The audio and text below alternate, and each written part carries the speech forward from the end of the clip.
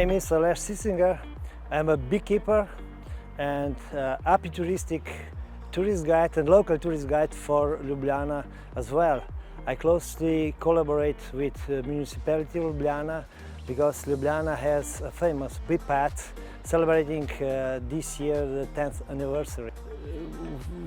I work with CAS to present the students coming from different countries.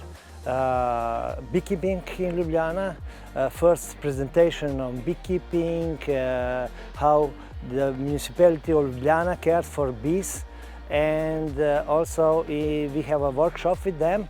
They are wiring the frames for honeycombs, and it's quite a fun for them. And then after the workshop, we are going to visit an apiary, a special apiary, which is behind me, which is on this famous bee path. And this is work of our famous architect Plečnik, and I am more than glad to show them inside of.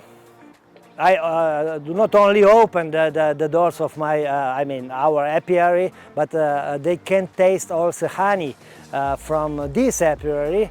And for this year, for example, it is chestnut honey, because there are quite a lot of chestnut here around, and they liked it, the